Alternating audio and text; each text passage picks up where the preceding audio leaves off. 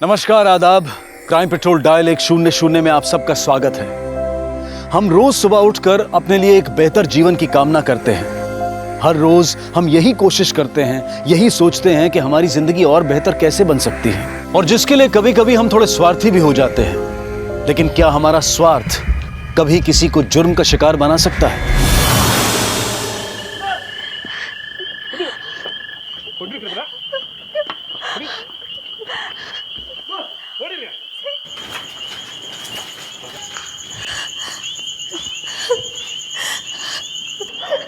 अब तू यहीं सड़ेगी और इस गांव का कोई आदमी तुझे बचाने नहीं आएगा। तूने परंपराओं को तोड़ा है, अब सजा भुगत अपने पापों की।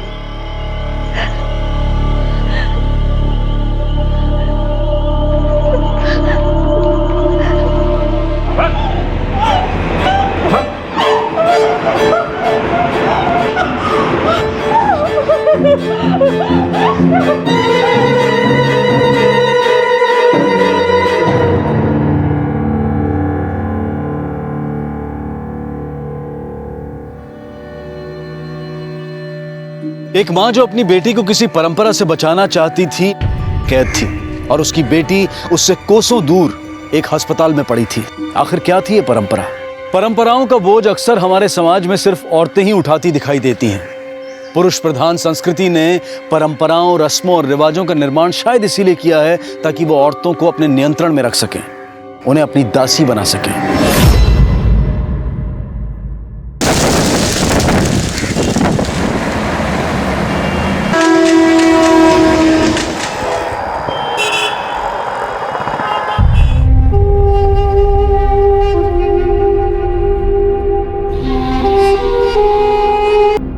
तुम सबको छोड़ के आ गया। अम्मा, तेरे पे बहुत गुस्सा था मैं, पर अब नहीं। मेरा भाई पृथ्वी न जाने कैसा होगा, क्या कर रहा होगा, स्कूल जाता होगा कि नहीं जाता होगा।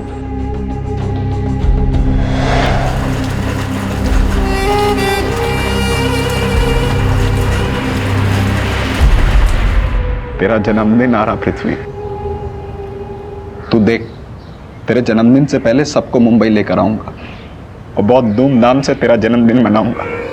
तू देख।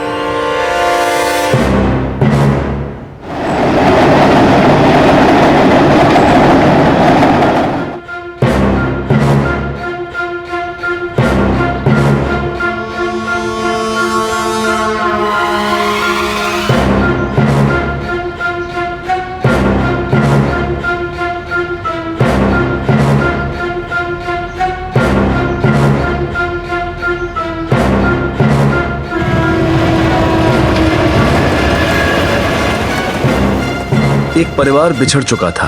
बड़ा भाई कृष्णा जो सबसे बेहतर हालत में था और अपने पूरे परिवार को मुंबई लाने के सपने देख रहा था, पर उसे पता भी नहीं था कि उसकी बहन किसी अस्पताल में थी और उसकी माँ एक गुफा में। जिस परंपरा से दूर भागता वो यहाँ आया था, उसी परंपरा की गिरफ्त में थी उसकी माँ। और मुंबई में ही कहीं उसका छोटा भाई जो सिर्फ 11 साल का था, वो आज सड़कों की खाक छान रहा था।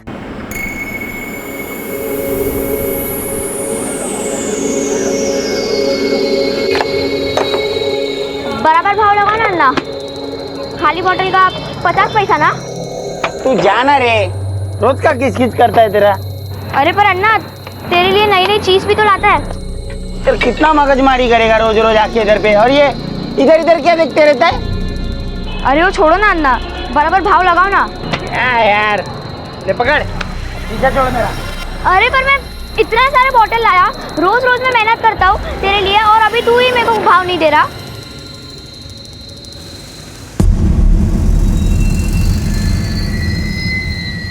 और रोज रोज खा के ना, ये लड़का भी ना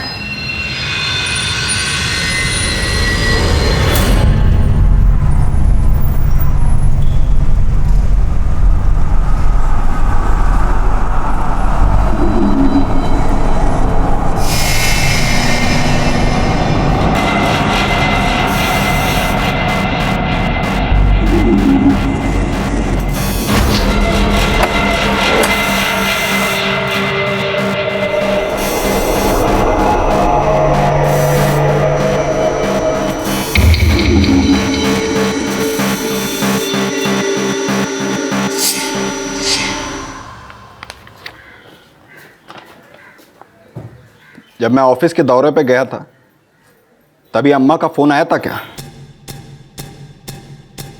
नहीं।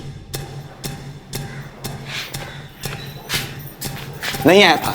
ये नंबर देख, इस पे 4 मिनट किसने बात की? तेरे बूथ ने? वो क्यों छुपाया मुझसे? बोल। तेरे को पता ना कि अम्मा का मेरे सिवा कोई नहीं, तब भी तू चुप रही। बोल अम्मा ने क्या कहा?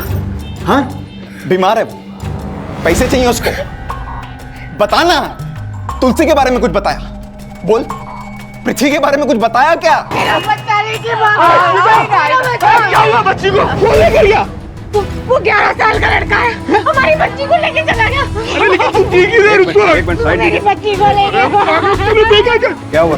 क्या बात? हमारी बच्ची को कोई लेकर गया सर। कुछ कीजिए सर, हम आपके हाथ जोड़ते सर। एक मिनट शांत हो जाइए, आराम से बताइए, ठीक ठीक से बताइए क्या हुआ। कोई 10-11 साल का बच्चा था सर। हमारी बहुत छोटी बच्ची है सर, वो उसको ले गया सर। किसी ने उस लड़के को देखा है? कोई पहचानता है उसे? हाँ साहब, पहचानता हूँ उसको। तुम कौन? मैं कबाड़ी वाला साहब। साहब वो 2-4 दिन से रोज मतलब डेली आता था छोटा मोटा सामान बेचने के लिए। उसको पहचानता तो नहीं हूँ क्योंकि आता था, सामान बेच के पैसा लेके चले आता था।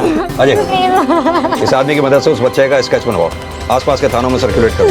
सर चलो हमारे साथ। क्या बोली? 2 महीना पहले फोन आया था अम्मा का। बता क्या बताया था अम्मा ने? बोल। बता दो। हेलो। हेलो। हाँ माँ, हम लोगों की बहुत बुरी हालत है। अब हम लोग गांव में नहीं रह सकते। कृष्णा एकदम ठीक बोलता था कि हम लोग को गांव छोड़ देना चाहिए। पन तू बोलना कृष्णा को कि हम लोग जल्दी मुंबई आ रहे हैं। पृथ्वी तो मुंबई जाने के नाम से ही खुश है। तो कैसी औरत है, इतनी बड़ी बात छुपाया? भूल गए। भूल गई? इतनी बड़ी बात भूल गई? सच बोलना। तू चाहती नहीं कि वो लोग इधर आए, पर वो लोग आएंगे इधर। मैं लेकर आऊंगा। न जाने कैसे होंगे अम्मा, तुलसी और पृथ्वी।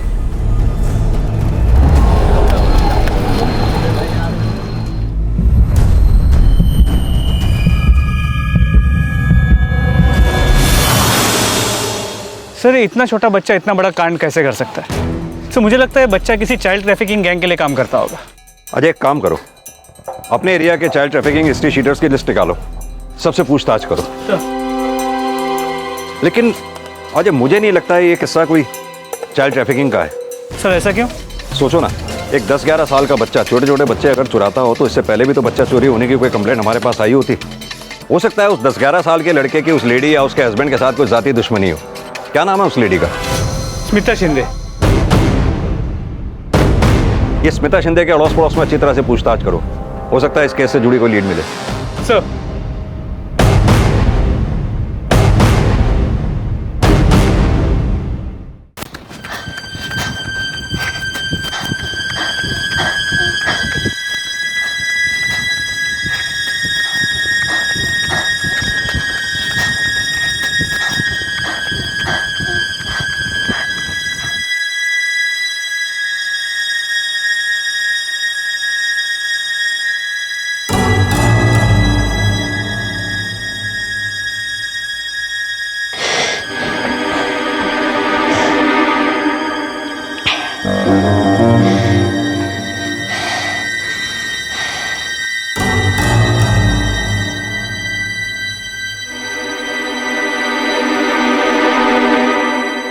एक 10-11 साल का लड़का पृथ्वी एक छोटी सी बच्ची को दुनिया से छिपाकर कहीं किसी पुरानी बस में रख चुका था।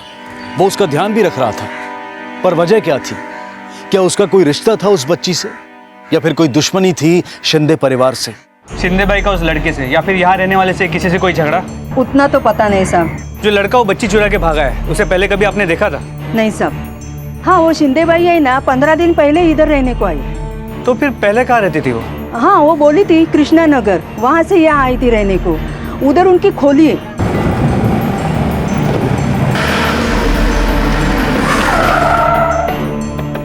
वो साहब पहचानती इसको, इधर ही रहती थी ये। वो उधर ही खोली थी उनकी, अभी 2 हफ्ता पहले ही छोड़ के गए। क्यों छोड़ के गए? किसी से कोई लड़ाई झगड़ा? नहीं साहब, दोनों पति पत्नी बहुत भले लोग थे। फिर इनके साथ और कौन रहता था? बस यही दोनों रहते थे। सिर्फ दो? बच्चा भी तो होगा ना साथ में? बच्चा? नहीं साहब, 5 सालों से वो यहाँ रह रहे थे, पर तब तो कोई बच्चा नहीं था। और शिंदे बाई जब यहाँ से गई थी तो भी वो पेट से नहीं थी ना, मेरे को अच्छे से मालूम है। और साहब 15 दिन में बच्चा कैसे होएगा?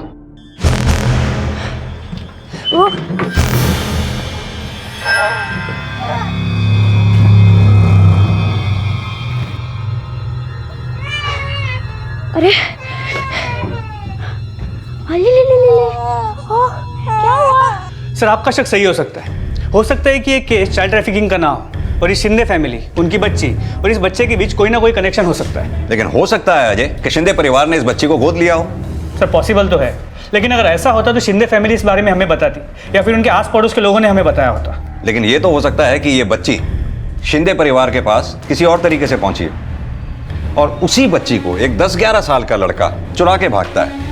वो लड़का जो शिंदे परिवार के एरिया में पिछले 2-4 दिनों से उस एरिया के कबाड़ी वाले के पास आ रहा था। सर हो सकता है कि इस लड़के का उस कबाड़ी वाले के पास जाने का मकसद ही इस फैमिली पे नजर रखना हो ना हो, इस लड़के का इस बच्चे के साथ कोई ना कोई कनेक्शन जरूर है जो शिंदे परिवार या तो जानता है और जानबूझकर हमें नहीं बता रहा, या फिर शिंदे परिवार को कुछ पता ही नहीं है। सबसे बड़ा सवाल, ये 10-11 साल का लड़का इस बच्ची को लेकर भागा क्यों और अब तक कहां छिपा कर रखा है इसने इस बच्ची को?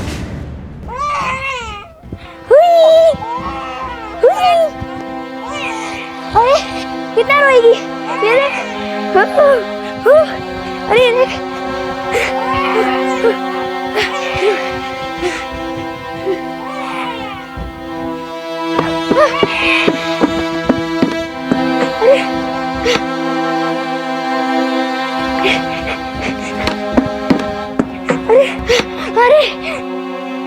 एक छोटी बच्ची की चोरी से शुरू हुआ यह केस उलझता ही जा रहा था। शिंदे परिवार ने पुलिस को यह नहीं बताया था कि वो बच्ची उनकी नहीं थी। आखिर वो बच्ची शिंदे परिवार के पास कैसे पहुंची?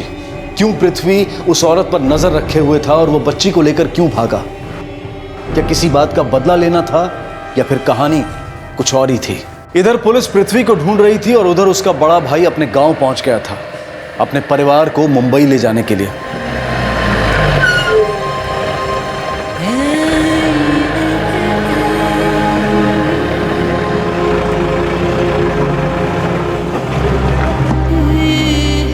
अरे भागो भागो भागो बाबा, भागो बाबा, तुलसी दाई पकड़ लेगी।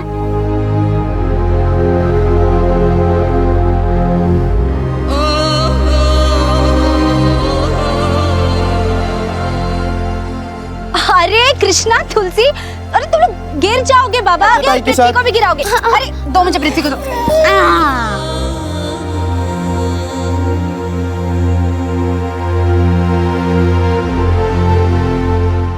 अरे अरे साहब, हमें क्यों लेकर जा रहे हो? अरे ये कमाल है यार, हमारा ही बच्चा गायब हो और हम ही थाने लेकर जा रहे हो। हमने कुछ सर सुनिए तो, सर हम लोगों ने किया क्या?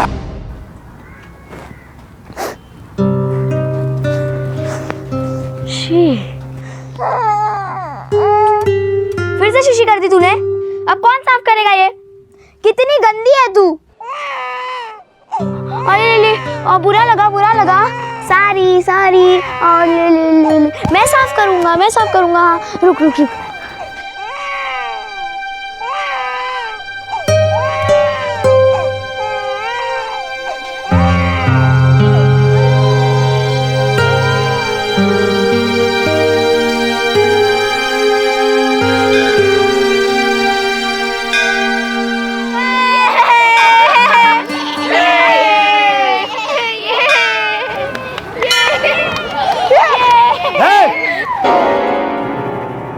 ये क्या उधाम मचा रखा है तुम लोगों ने?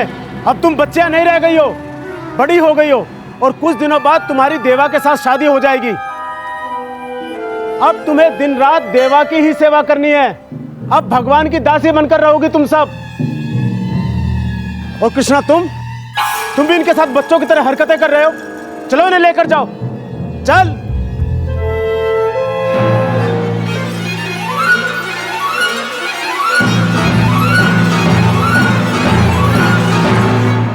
छोड़ो हमें, हमने क्या किया है? हमें क्यों यहाँ पे लेके आए?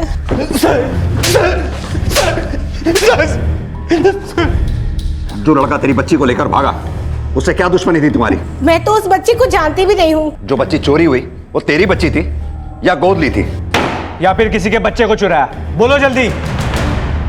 हम तेरे परेल वाले घर भी गए थे। पड़ोसियों से पता चला कि तेरे पिछले 5 साल से कोई औलाद नहीं थी, और जब तुम लोगों ने घर छोड़ा तो तेरी बीवी प्रेग्नेंट भी नहीं थी। तो फिर वो बच्ची किसकी है? परेल का घर छोड़ के यहाँ आने तक ये बच्ची कहाँ से आई? बच्ची चोरी की थी, इसीलिए तूने परेल वाला घर छोड़ा ताकि अड़ोस पड़ोस में या किसी को भी पता ना चले। कहां से चुराया था उस बच्ची को? नहीं सर, ब्रिज के नीचे एक भिखारन मिली थी सर, उसी ने वो बच्ची दी थी हमें। सर हम लोगों की शादी को 5 साल हो गए थे। रिश्तेदार और पड़ोसी ताला दिया करते थे कि हम लोगों को बच्चा नहीं हो रहा। फिर एक दिन वो भिखारन मिली तो उसके पास बच्ची देखी, सोचा कि उससे ले लूं और उसने मुझे दे दिया सर। और फिर हमने वो घर छोड़ दिया, बच्ची को लेकर नए घर में आ गए ताकि किसी को पता ना चले। हम लोगों ने कोई बच्ची नहीं चुराई सर, कोई बच्ची नहीं चुराई। सर शिंदे परिवार ने एक भिखारन से उस बच्ची को खरीदा था क्योंकि उन्हें 5 साल से बच्चा नहीं हो रहा था। और वो 10-11 साल का लड़का जिसने उस बच्ची को चुराया था उसे शिंदे परिवार पहचानता ही नहीं है। सर इस लड़के ने सिर्फ इसी बच्ची को क्यों चुराया? क्या ये हो सकता है कि इस लड़के और इस बच्ची के बीच कोई रिश्ता हो? यही पता करने के लिए हमें इस बच्ची को जल्द से जल्द ढूंढना होगा, और हमारे पास सिर्फ एक ही क्लू है, वो भिखारन। उस भिखारन का स्केच बनवाओ। उस भिखारन के साथ साथ इस लड़के का भी सर्च जारी रखो, खास तौर से आसपास का वो एरिया जहां से ये बच्ची गायब हुई थी।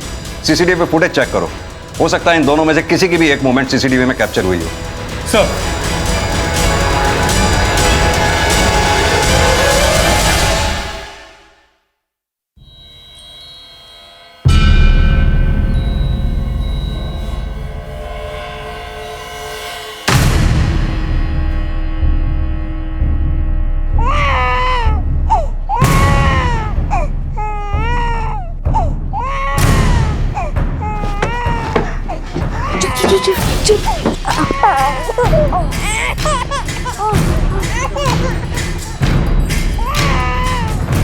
चुप हो जा, चुप हो जा।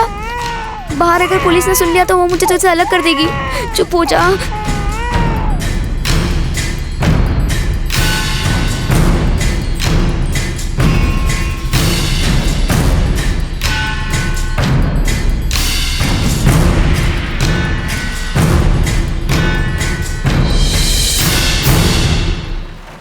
किसे ढूंढ रहे हो?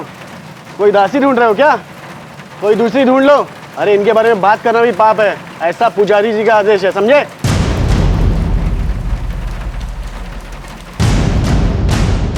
नहीं, मैं भिक्षा नहीं मांगूंगी। हे रानी, समझा अपनी बेटी को, इस गांव की यही परंपरा है। दासी की बेटी दासी, भिक्षा नहीं मांगेगी तो रानी बनेगी। मैं समझाएगी ना तुलसी को। मेरी बहन भिक्षा नहीं मांगेगी। कृष्णा, तू बीच में मत बोल। तेरी बेटी की शादी हुई है देवा से। किससे? देवा से। इसे परंपराओं का पालन तो करना ही पड़ेगा। पूरे गांव पर प्रकोप होगा देवा का, और तेरे पुरखे तुझे स्वर्ग से श्राप देंगे, इतना याद रख। श्राप?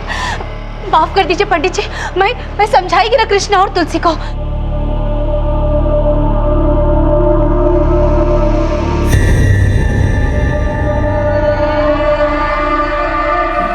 सर वहां की फुटेज।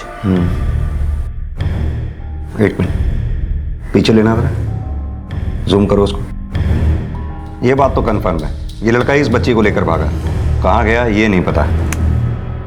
सर इसके बाद ये लड़का बोरीवली स्टेशन के पास देखा गया। सर ये देखिए, बोरीवली स्टेशन के पास की सीसीटीवी फुटेज, वहां इन दोनों को आखिरी बार देखा गया। इसके बाद ये लड़का कहाँ गया उसकी फुटेज नहीं है हमारे पास। यानी कि चांसेस हैं ये लड़का बोरीवली स्टेशन के आसपास ही किसी एरिया में कहीं होगा। अजय, जल्द से जल्द इस लड़के को ढूंढो, उस नन्ही सी बच्ची की जान को खतरा हो सकता है। मुझे मालूम है तुझे भूख लगी है, पर यहाँ तो कुछ भी नहीं है तुझे खिलाने को।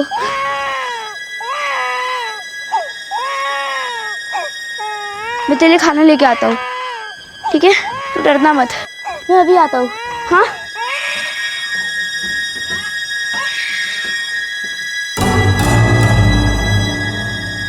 पुलिस वालों ने देख लिया तो पहचान लेंगे।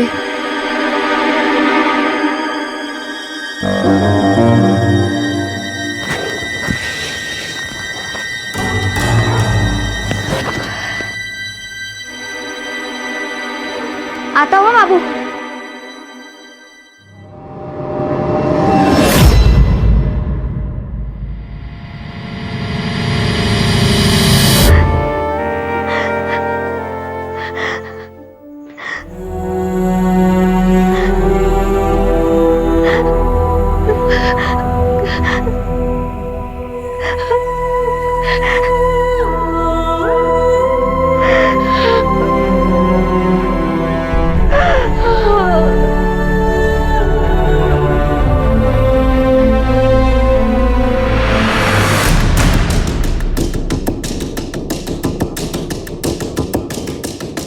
सर कुछ भिखारन का कुछ पता नहीं चल रहा। अजय अपने कबरियों को अलर्ट करो, आसपास के थानों में सब जगह उस औरत का स्केच भिजवाओ। कैसे भी मुझे वो औरत चाहिए जल्द से जल्द। Sir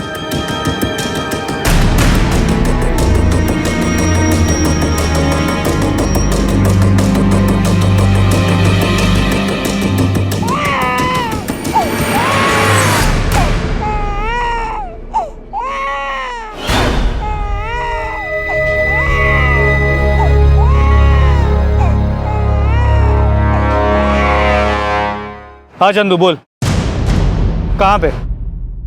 Dahisar bridge. ये पक्का वो स्केच वाली भिखारन है। ठीक है तो उस पर नजर रख, हम लोग अभी आते हैं। उस गांव का कोई भी केस हम लोग नहीं देखते। साहब ऐसा मत बोलो, मेरी बहन, मेरी अम्मा, मेरा छोटा भाई तीनों गायब हैं। तो इस दासी वाले मामले में पुलिस कुछ नहीं कर सकती। आप जाओ। साहब, ओ साहब, बोला ना जाने को।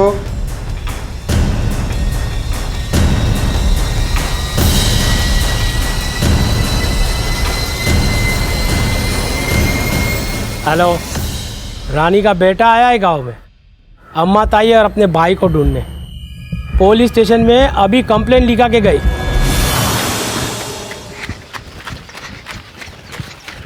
बाबू, बाबू देख मैं दिल्ली क्या क्या लाया।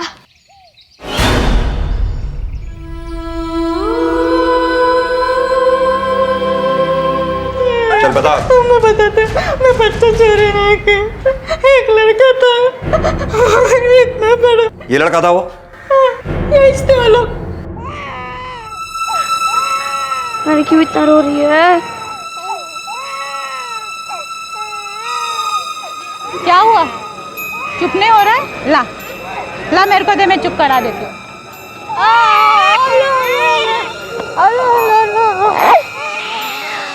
प्यास लगी है? जा उधर बोतल रखी, पानी पी ले।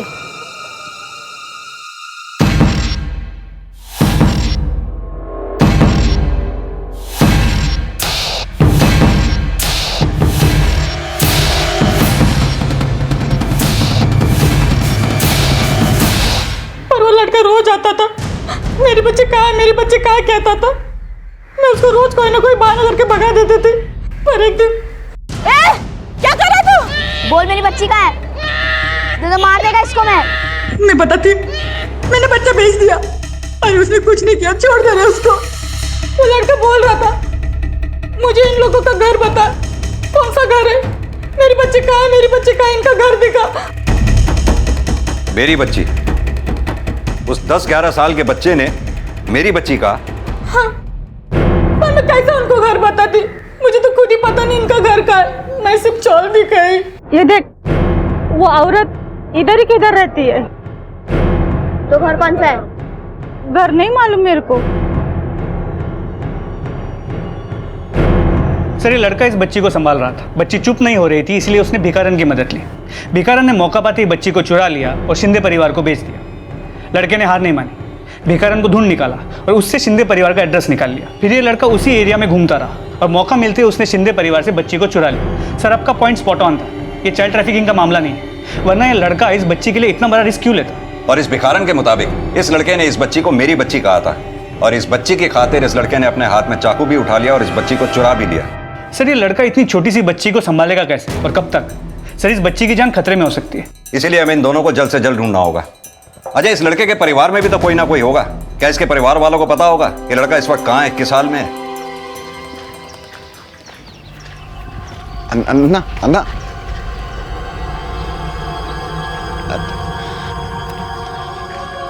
चिकम्मा, चिकम्मा, अम्मा को दिखा क्या? तुलसी को कुछ मालूम है क्या पृथ्वी किधर है? चिकम्मा, तुलसी, कोई तो दरवाजा खोलो, दरवाजा खोलो कोई। तुलसी, तू अंदर है क्या? तुलसी,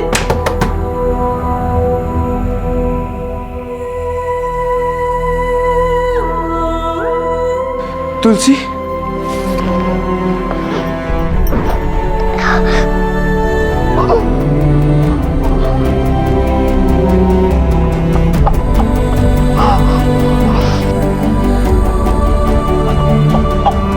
चिकम्मा,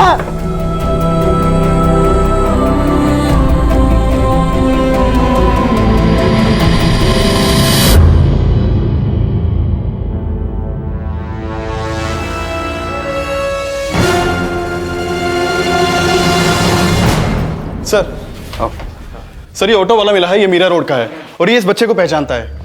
हाँ साहब, मैंने छोड़ा था इस बच्चे को और मीरा रोड से उठाया था। और साहब इसके साथ में एक लड़की और एक बच्ची थी। साहब 2 महीने हो गए, लेकिन मेरे को अच्छे से याद है मेरे को।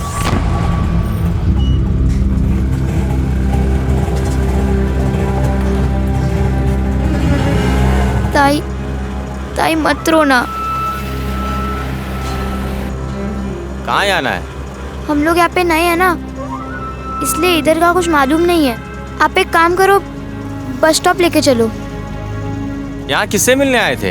अन्ना से, मतलब मेरे बड़े भाई से, पर भाभी भगा दिया हम लोग को घर से।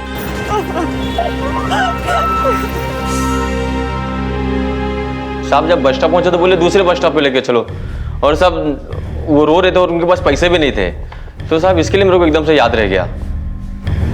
तुमने कहा उस दिन ऑटो में एक छोटी सी बच्ची भी थी। हाँ साहब। इस फोटो को ध्यान से देखो, क्या यही थी वो छोटी सी बच्ची? इतनी बड़ी थी साहब, लेकिन शक्ल बराबर याद नहीं। ठीक है, जहां से उन तीनों को तुमने पिक किया था वो जगह का पता इन्हें लिखवा दो। हाँ साहब। अजय, इस ऑटो वाले के मुताबिक उस दिन ऑटो में 3 लोग थे। ये लड़का, इसकी बड़ी बहन और उसकी छोटी सी बच्ची। अब समझ में आया कि क्यों इस लड़के ने इस बच्ची की खातिर इतने खतरे उठाए। दरअसल ये छोटी सी बच्ची इस लड़के की भांजी है। अब सवाल ये उठता है कि इसकी बड़ी बहन कहां पर है, जो अकेले इस लड़के को इस छोटी सी बच्ची के लिए इतने खतरे उठाने पड़ रहे हैं। सर हमें इसका जवाब इस लड़के के भाई के घर से मिल सकता है, जहां से इस रिक्शा वाले ने उन्हें पिक किया।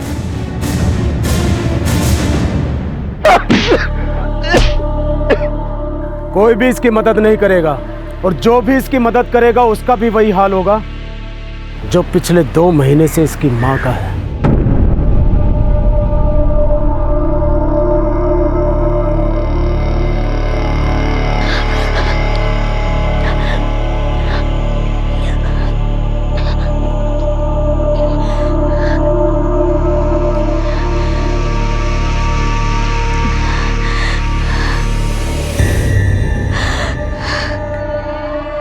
ये मेरे पति का छोटा भाई है साहब। ये लोग यहां आए थे? हाँ साहब। फिर? अरे वाह भाभी, घर तो बड़ा अच्छा है। अच्छा है, पर ये मत सोच लेना कि तुम लोगों को मैं यहाँ रखूंगी।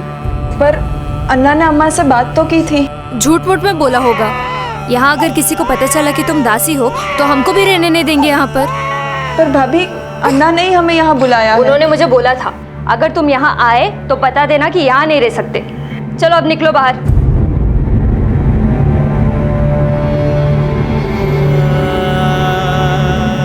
अपने गांव से वहां की कुरीतियों से छुटकारा पाने के लिए तुलसी अपनी बच्ची तारा और अपने छोटे भाई पृथ्वी को लेकर मुंबई आई थी। वो दासी परंपरा से मुक्ति चाहती थी।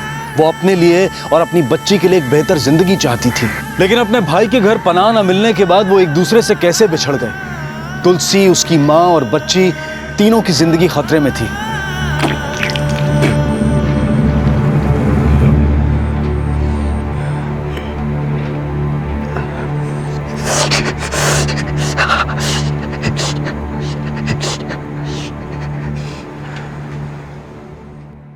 तुलसी के पीछे क्यों भागा था? बोल। अम्मा तू छोड़ दे मुझे। चल। कैसी अम्मा है तू? अपने आंखों के सामने अपनी बेटी पर ऐसा अन्याय कैसे देख लिया? अब मैं यहाँ नहीं रहूंगा। कृष्णा!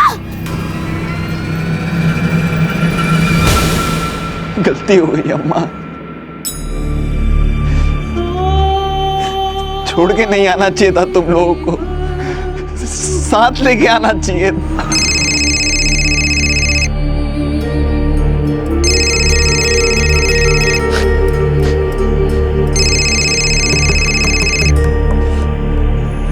हेलो,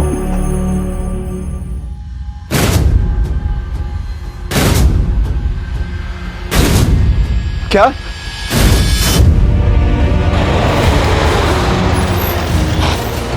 हाँ साहब, मैंने फोन किया था, इधर ही आगे।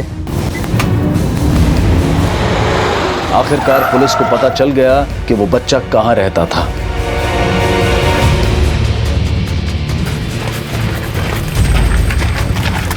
सब यहाँ पे।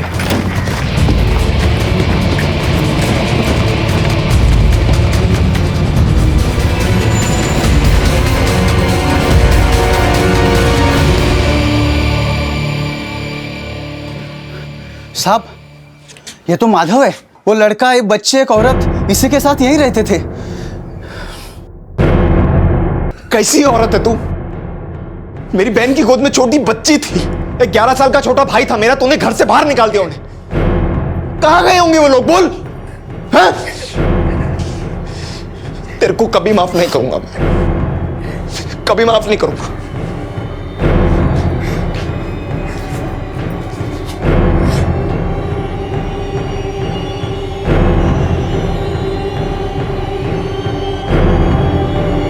सर,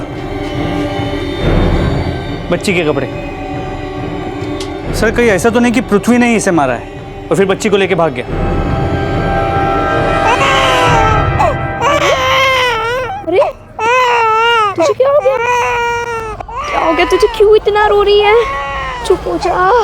अरे तुझे तो बुखार है। तुझे बुखार कैसे हो गया? बुखार? तुझे बुखार? अब मैं क्या करूं?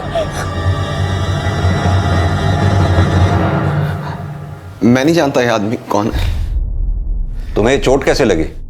वो सर गांव गया था, वहीं पर ही। सर ये आदमी कौन है? इसी आदमी के साथ तुम्हारी बहन तुलसी और उसकी छोटी सी बच्ची और तुम्हारे छोटे भाई पृथ्वी को देखा गया। और मेरी अम्मा? अम्मा? अम्मा नहीं थी इनके साथ? नहीं, हमारी इंफॉर्मेशन के मुताबिक इस आदमी के साथ केवल 3 लोग थे जो अब लापता हैं और उन्हें हम ढूंढ रहे हैं। मेरी अम्मा कहाँ गई?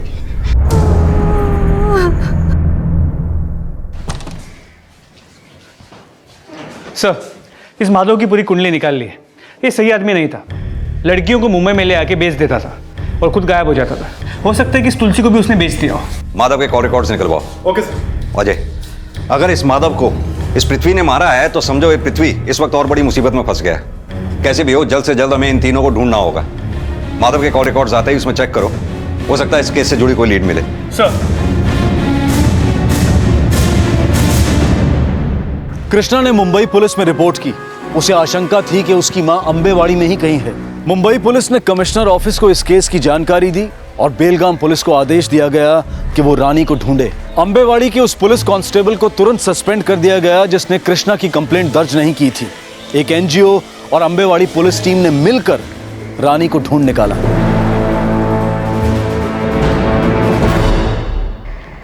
जिंदगी नरक हो गई थी साहब।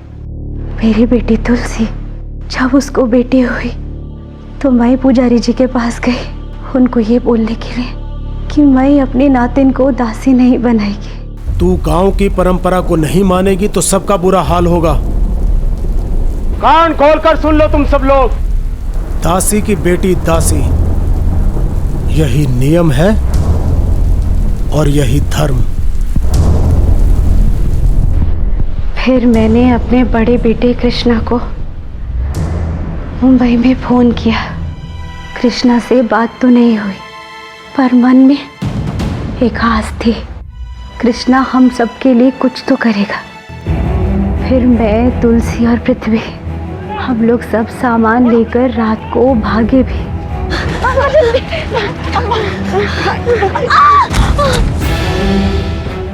अम्मा, अम्मा, अम्मा, अम्मा, तुम लोग जाओ यहाँ से। मेरे पैर में चोट लगी, मैं नहीं भाग पाऊंगी। तुम लोग भागो यहाँ से, जाओ यहाँ से, पृथ्वी को लेकर भाग यहाँ से।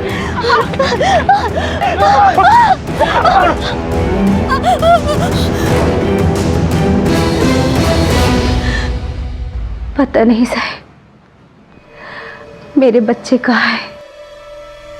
सर, ये माधव के कॉल रिकॉर्ड्स के मुताबिक ये माधव इस नंबर के साथ रेगुलर टच में था। ये नंबर किसी सतीश के नाम पे रजिस्टर्ड है। सर, ये ऑर्गन डोनेशन रैकेट के चक्कर में अंदर जा चुका है, लेकिन सबूत ना मिलने की वजह से रिहा हो गया। इसका काम गरीब औरतों को फंसा के उनके ऑर्गन चुराना है। उठा के लाओ इस सतीश को। देख सतीश, साफ साफ बता क्या किया तूने तुलसी के साथ।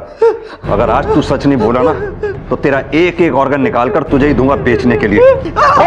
माधव ने मिलाया था साहब मुझे तुलसी से, जिसको हमने पनवेल वाले बंगले पे छोड़ दिया जहाँ से हम ऑर्गन का धंधा करते हैं साहब। पनवेल पुलिस को इन्फॉर्म करो, जो जगह ये बता रहा वहाँ रेड करने को बोलो उन्हें।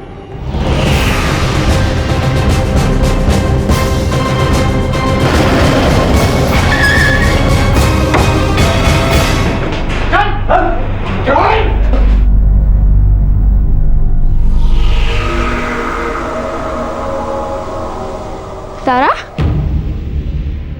तुझे क्या हो गया तारा? तू रो क्यों नहीं रही है? तारा क्या हो गया तुझे?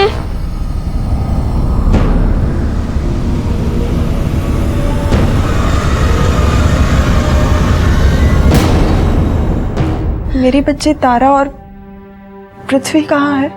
पुलिस तलाश कर रही है। तुलसी एक बात बताओ, तुम लोग जब कृष्णा के घर से निकले तो पृथ्वी और तुम अलग कैसे हो गए? भाभी ने हमको घर से निकाल दिया था। जैसे तैसे 2 दिन हम फुटपाथ पे निकाले, फिर मैं काम करने लगी।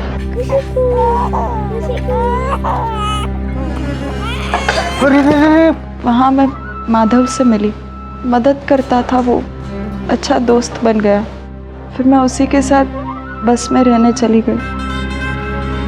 सब ठीक ही चल रहा था। एक दिन माधव मुझे पनवेल ले गया, कुछ बताया भी नहीं और मुझे बेच दिया साहब। वो लोग ने मेरी किडनी निकाल ली।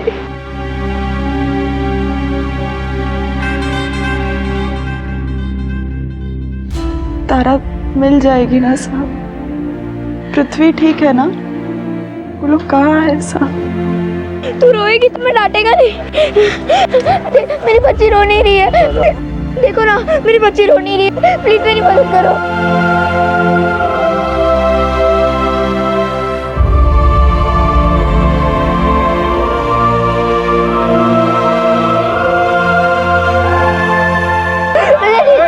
क्या हुआ? क्या हुआ? अरे ये तो वही बच्चा है।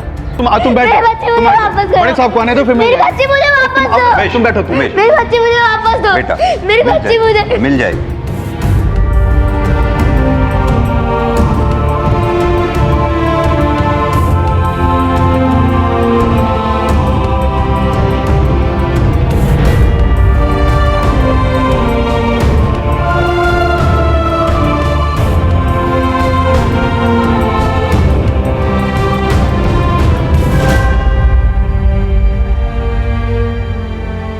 बेटा, बच्ची के साथ तुम जिस बस में रहते थे वो जगह हमने देखी। क्या हुआ था उस दिन? ठीक ठीक बताओ।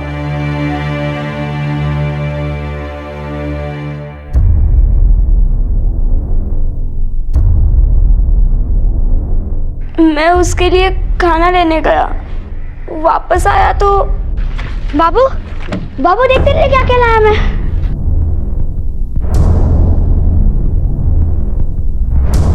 कहाँ था तू? मेरी ताई कहाँ है? हाँ, पता है कितनी तकलीफ हो रही थी मुझे तारा को संभालने में। कहाँ है मेरी ताई? रे बेच दिया रे तेरी ताई को। अब तक तो काट पीट के फेंक दिया होगा, अभी इस बच्चे को बेचने का है। कब तक संभालेगा रे तू इसको? चल हट। पर वो आंखें नहीं खोल रही थी। अब कैसी है तारा? मुझे उससे मिलना है। तारा की चिंता मत करो बेटा, तारा अब ठीक है। उसे बस थोड़ा बुखार हो गया था, अब वो डॉक्टर की निगरानी में है। बहुत जल्दी आप लोगों को मिल जाएगी।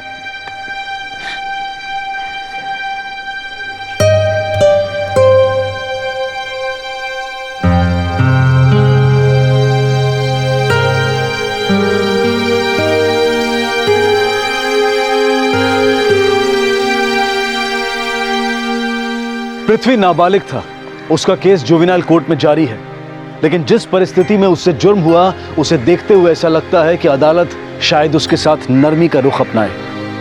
लेकिन पृथ्वी को इस परिस्थिति में पहुंचाया किसने? उसकी भाभी के स्वार्थ ने। कृष्णा चाहता था कि वो अपने परिवार को सहारा दे, लेकिन उसकी पत्नी को सिर्फ अपना ही भविष्य नजर आया। परिवार में यदि एक भी सदस्य बेहद स्वार्थी हो जाए तो फिर उस परिवार का बिखरना तय है। एक बेहतर जिंदगी के लिए जरूरी नहीं है कि इंसान सिर्फ अपने बारे में ही सोचे। परिवार, समाज, देश, इन सब की अपनी जगह है जिंदगी में, अपना महत्व है।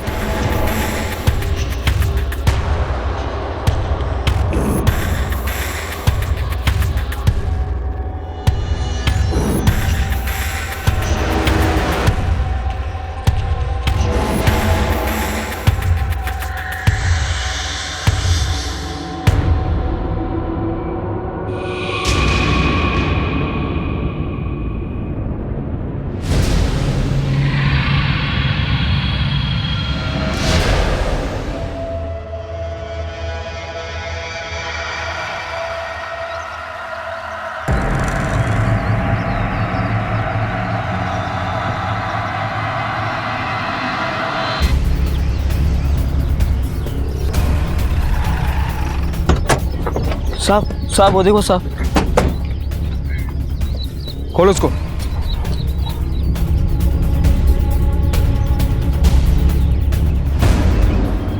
साहब एक कटा हुआ हाथ और एक पैर है। इतनी हैवानियत, इतनी नफरत, वो कौन लोग होते हैं जो इतनी निर्ममता से किसी की जान ले लेते हैं? लेकिन सच्चाई तो ये है कि वो हम जैसे ही और हमारे आसपास के ही लोग होते हैं जो अपने अंदर एक शैतान छिपाए रहते हैं। आज की कहानी भी कुछ ऐसी है। ये केस जितना डरावना था उतना ही पेचीदा भी था। इस गुत्थी को सुलझाना पुलिस के लिए आसान नहीं था।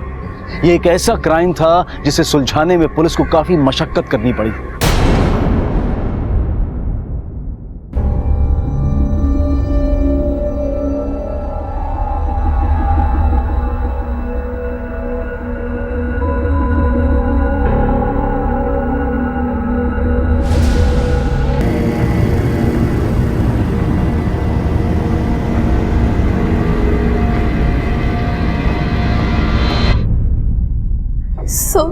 हमारी अम्मा आभा देवी ने हमारा जबरदस्ती अबॉर्शन करा और उनकी सहेली ज्योति सिन्हा ने भी उनका साथ दिया।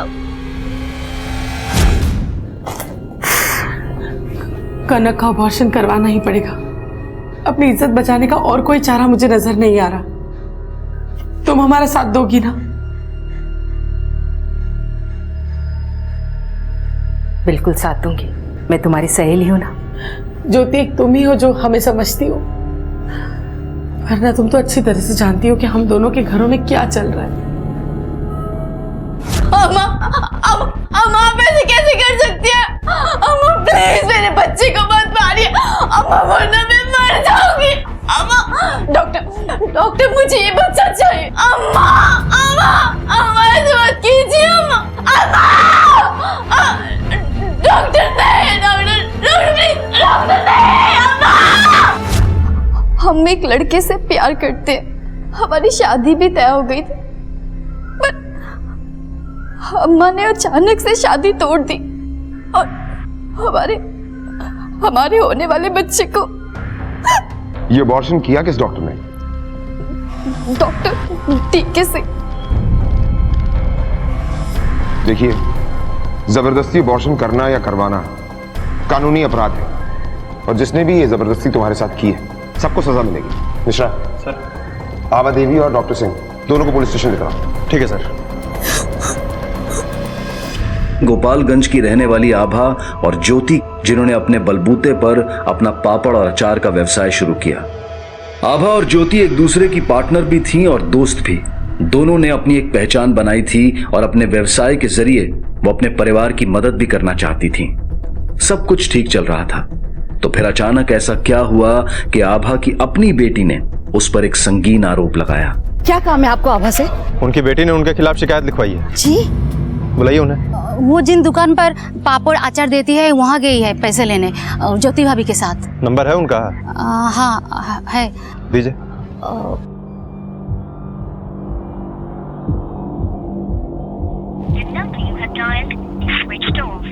फोन तो बंद है इनका। कोई और नंबर है? ना। ज्योति का नंबर है? हाँ है। आपके द्वारा डायल किया हुआ नंबर अभी बंद है। इन दोनों का नंबर बंद है। 5 पे जो पेशेंट है उनका बिल बनवा दो। जी कहिए। कहना सुना सब थाने में होगा। ले चलो इसको। सर माफ कर दीजिए सर। सर वो औरत मेरे सामने रो रही थी, गिड़गिड़ा रही थी, मैं क्या करता सर? डॉक्टर साहब, ये हमारे बच्चे के जीवन का सवाल है। वो लड़का उसे मां बनाकर भाग गया। बस आप ही पे भरोसा है डॉक्टर साहब, आप कुछ कर सकते हैं। मान जाइए आप। देखिए ये गैर कानूनी है। डॉक्टर साहब, बड़ी मुश्किल से थोड़ा बहुत नाम कमाए, सब मिट्टी में मिल जाएगा। अगर आप अपनी बात नहीं माने ना तो सच कह रहे, अपने हाथों से उसे जहर खिला देंगे और खुद भी फंदे पे लटक जाएंगे। डॉक्टर साहब मेहरबानी कीजिए, देखिए हम आपके पैर पड़ते चाहिए तो। केस डालो इस पर, इनलीगल अबॉर्शन का। अंदर डालो इसे। चल सर गलती हो गई सर। सर माफ कर दीजिए सर। मिश्रा, सर, इस आभा के बिजनेस पार्टनर ज्योति के घर वालों से पूछताछ करो, शायद उन्हें ज्योति के बारे में कुछ पता हो। ठीक है सर। क्या? अरे ज्योति तो वहां से अपने माँ के घर जाने वाली थी। हम लोग अभी तक उसके फोन का वेट कर रहे हैं। एक मिनट।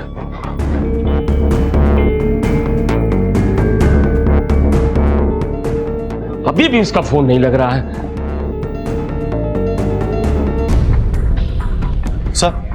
सर ये रहे आभा और ज्योति के कॉल रिकॉर्ड्स। सर ज्योति के फोन पर आखिरी कॉल किसी पीसीओ से आया था। इसके अलावा इन दोनों ही कॉल रिकॉर्ड्स में ऐसा कोई भी नहीं है जिस पे शक किया जा सके। मिश्रा, आज के टाइम में सबके पास मोबाइल होता है, तो पीसीओ से कौन कॉल कर सकता है? सर हम उस पीसीओ पता किए थे, लेकिन उस पीसीओ वाले को कुछ भी याद नहीं। मुझे नहीं पता सर। अरे कोई आइडिया तो होगा ना? किया होगा किसी ने काम से। वैसे भी उनके जीवन में काम से बढ़कर कुछ नहीं है। समझ में नहीं आ रहा है क्या बोले क्या सोचे। देखिए, ये भी हो सकता है कि आभा को पता चल गया हो कि इसने उसकी कंप्लेंट की है। हाँ, और शायद इसीलिए वो अभी तक पुलिस के सामने नहीं आई है। और अब ज्योति ने भी आभा का साथ दिया है, तो इसीलिए ये दोनों फरार भी हैं। पता नहीं सर। तुम्हारा अबॉर्शन 2 दिन पहले हुआ था ना, तो कंप्लेंट इतनी लेट क्यों की? सर मुझ में इतनी हिम्मत नहीं थी, और कौन अपनी अम्मा के खिलाफ कंप्लेंट करेगा। मुझे नेहा दीदी ने समझाया कि अगर हमारे साथ गलत होता है तो हमें गलत के खिलाफ आवाज उठानी चाहिए, चाहे फिर कोई अपना ही क्यों ना हो। कन्हैया, अब रोने से क्या फायदा? जो होना था वो तो हो गया ना। लेकिन आभा चाची ने जो किया वो बिल्कुल ठीक नहीं किया। तुम्हारी जगह कोई और लड़की होती ना तो पुलिस में रिपोर्ट कर देती। हम बिल्कुल सही कह रहे हैं। कोई तुम्हारे साथ गलत करते रहे और तुम चुपचाप सहती रहो तो सबसे बड़ी गलती तुम्हारी है। और आभा चाची ने तो तुमसे तुम्हारा बच्चा छीन लिया। ये नेहा तुम्हारी माँ की पार्टनर ज्योति की बहू है ना? जी, और मेरी पक्की दोस्त। ठीक है मिश्रा। जी सर। ये आभा और ज्योति, इनके मोबाइल की लास्ट लोकेशन निकालो। जी सर।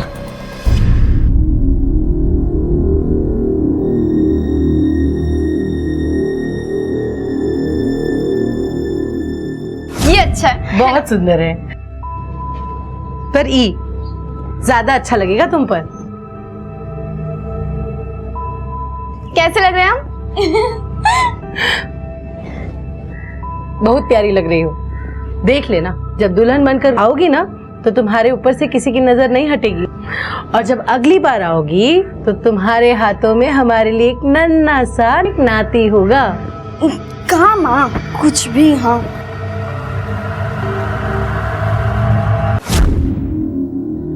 क्यों किया माँ ऐसा? सब बिखर गया। कभी कभी ना अपने बच्चे के भविष्य के लिए माँ इतनी स्वार्थी हो जाती है कि उसे अच्छा बुरा कुछ समझ में ही नहीं आता। मुझे तो आभा की चिंता हो रही है। कहाँ होगी बेचारी मेरी बेटी?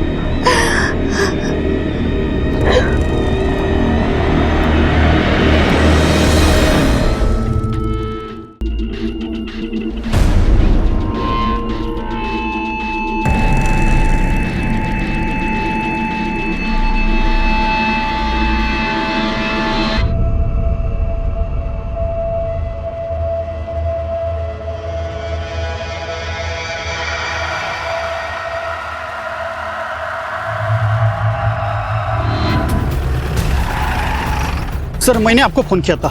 सर ये देखिए। खोलो से। सर इसमें कटा हुआ हाथ और पैर मिला है।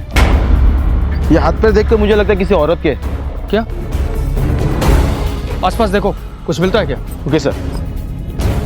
आसपास के सारे पुलिस स्टेशन में पता करो, किसी औरत की कोई मिसिंग रिपोर्ट है क्या? Okay sir.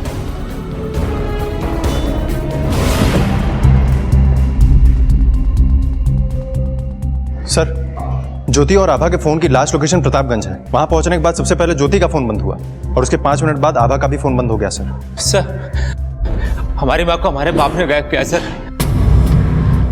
हमारा बाप हमारी माँ पे हमेशा शक करता है। हाँ हाँ, हम पहुंच जाएंगे समय पर। इससे पहले कभी लेट हुए कहा?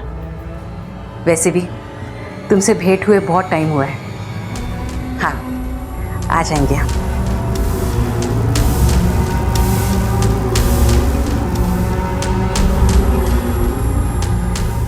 सर हमारी माँ बिजनेस करती है, बिजनेस के सिलसिले में लोगों से मिलना पड़ता है, बात करनी पड़ती है। हमारा बाप ये सब नहीं समझता, हर एक बात पे पैनी नजर रखता है, शक करता है। माँ के जाने से विकास का दिमाग खराब हो गया, पागल हो गया वो। अब बताइए हम अपनी बीवी को कैसे मार सकते हैं? ज्योति का है, क्या किया उसके साथ? सब कुछ सच सच बता दो, वरना हम सच्चाई पता कर ही लेंगे। अरे सर हमको क्या पता, भाग गई होगी अपने यार के साथ। यार? कौन यार? जानते तुम उसे? वही उस रमन के साथ। उनको शक था कि उसका रमन के साथ कुछ चक्कर चल रहा था। काम के नाम पर घर के बाहर रंगरेलियां मना रही थी वो लोग, पीठ पीछे हमारी बुराई करते थे, मजाक उड़ाते थे, पर उसको कोई फर्क नहीं पड़ता है। और इसीलिए तुमने उसे गायब कर दिया। अच्छा ये बताओ, कल दोपहर से लेकर शाम तक कहां थे तुम? सर हमारे दांत में बहुत दर्द था, हम डेंटिस्ट के पास गए थे। अब चाहो तो फोन करके उससे पूछ सकते हो। क्या नाम बताया था तुमने उस आदमी का? वो रमन। नंबर है उसका? हाँ।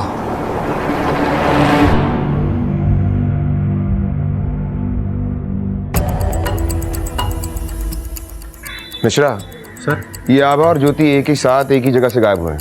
एक केस भी सॉल्व हो जाए ना तो दूसरा केस अपने आप सॉल्व हो जाएगा। एक काम करो मिश्रा सर, ये रमन के बारे में सारी इंफॉर्मेशन निकालो, कॉल करो इसे। ठीक है सर।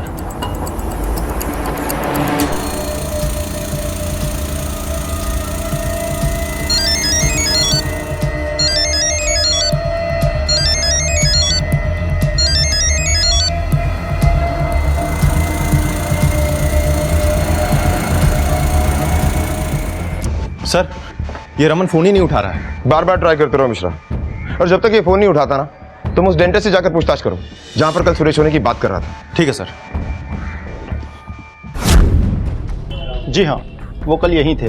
उनके दांतों में बहुत प्रॉब्लम हो गई थी, बहुत खराब हो गए थे, पेन भी था। कल शाम तक वो यहीं थे। Thank you doctor.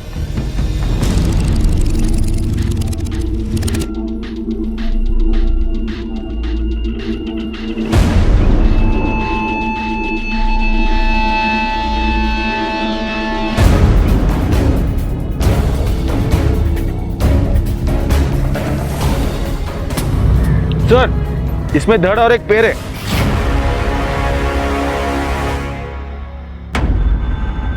अब तक 3 जगह हमें किसी औरत के बॉडी पार्ट्स मिल चुके हैं। हो क्या रहा है? सर पोस्टमार्टम रिपोर्ट के अकॉर्डिंग ये मर्डर कल दोपहर के करीब हुआ है सर। और सर जिस औरत की लाश मिली है उसका ब्लड ग्रुप बी पॉजिटिव है और उसकी उम्र लगभग 45 से 50 साल की है। और सर बॉडी पे कहीं भी हमें बर्थमार्क नहीं मिला।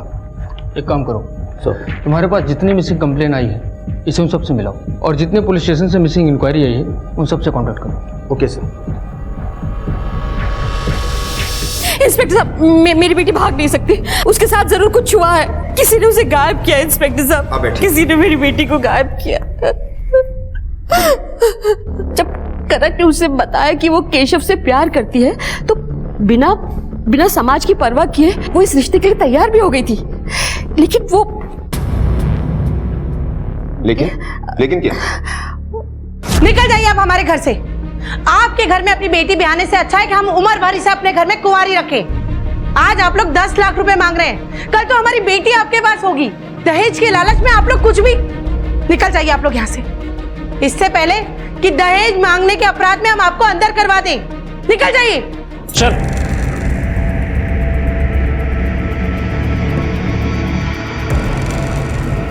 आभा दहेज देने के लिए तैयार नहीं थी इंस्पेक्टर साहब, और केशव और उसके घर वालों की नजर उसके पैसे, उसके व्यापार पे थी, इसीलिए आभा ने ये रिश्ता तोड़ा। लेकिन उसे क्या पता था। अरे मर काहे नहीं गई सब करने से पहले तुम? अच्छा होता तुम पैदा ही ना होती।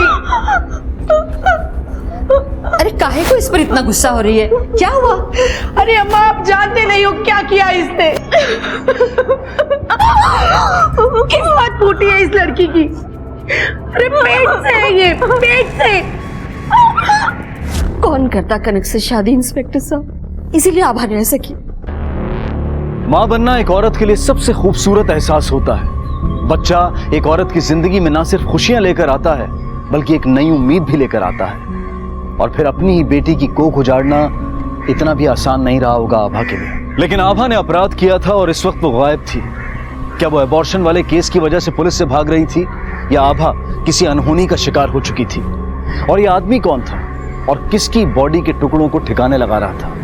मिश्रा सर, कनक केशव से शादी करना चाहती थी और केशव के परिवार वालों को कोई आपत्ति नहीं थी।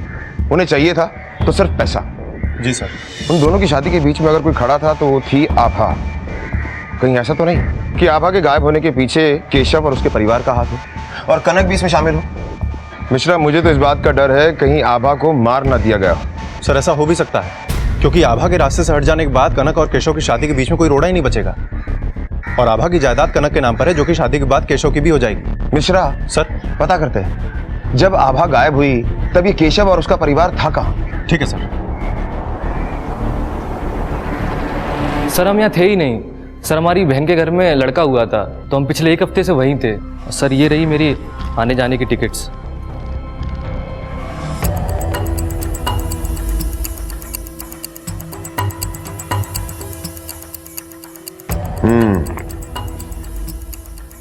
बड़ी तैयारी के साथ आए हो तुम। सर हमें पता चल गया था कि आभा चाची मिसिंग है और जब यहाँ थाने से फ़ोन पहुँचा तो इतना तो हमें पता ही था कि आप लोग सिर्फ बातचीत करने की तो बुलाएंगे नहीं। हमको बहुत डर लग रहा है, पता नहीं अम्मा कैसी होगी, किस हाल में होगी।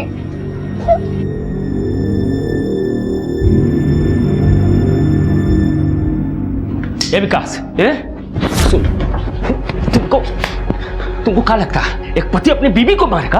बोल। ये आप क्या बोल रहे हैं? ये हम नहीं बोल रहे हैं बहू, ये तुम्हारा पति महोदय थाना में बोल के आया है कि ज्योति को हम मारे हैं। अरे बोलना रे, बोलना। तो बताइए कहाँ गई हमारी माँ, बताइए ना। आप ही शक करते थे ना हमारी माँ के ऊपर, करते थे ना। हम ही अकेले करते थे, सब शक करते थे। तुम्हारी पत्नी, अरे हो सकता है तुम ही उसको गायब की हो या मार डाले हो। अरे गधा सुन, अरे पता नहीं इन दोनों को क्या हो गया, हम देख कर आते हैं। सर हमने केशव के बारे में इंक्वायरी किया है, उसकी बड़ी बहन को बेबी हुआ है। ये रहे उसके फंक्शन की रिकॉर्डिंग। पिछले हफ्ते पूरा फैमिली वहीं पर था सर।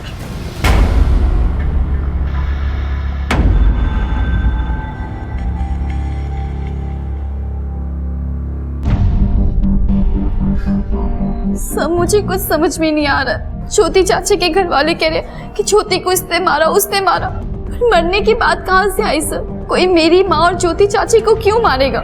सर मैंने कंप्लेंट कराई थी इसलिए कि माँ दबाव में आके मेरी और केशव की शादी करा देगी और फिर मैं कंप्लेंट वापस ले लूंगी, पर मुझे नहीं पता मेरी माँ अब कहाँ चली गई। सर प्लीज मेरी माँ को वापस ला दीजिए। आप ज्योति की बहू हैं और इस दुनिया में किसी भी सास बहू की नहीं बनती। अच्छा, तो इसलिए आपको लगता है कि हमने अपनी सासू माँ को किडनैप किया या फिर उनको मार डाला? हमारी हालत देखिए सर, आपको ऐसा लग भी कैसे सकता है कि हम ये सब कर सकते हैं? वैसे भी विकास जी और पापा जी में बिल्कुल भी नहीं पड़ती, हर बात को लेके वो एक दूसरे पर चढ़े रहते हैं और पता नहीं विकास जी पे कौन सा भूत सवार हो गया था कि वो सब कह गए। अच्छा ये बताइए कि जब ज्योति और आभा गायब हुई तब आप कहाँ थी? बाजार गए थे सब्जी लेने के लिए। तो फिर आपने क्या किया? सर मैं ऑफिस में था, उसके बाद बैंक चला गया कुछ काम से। ईद की छुट्टी के बाद बैंक में काफ़ी भीड़ थी, इसलिए मुझे वहाँ थोड़ी देर हो गई। ठीक है, अभी आप जा सकते हैं।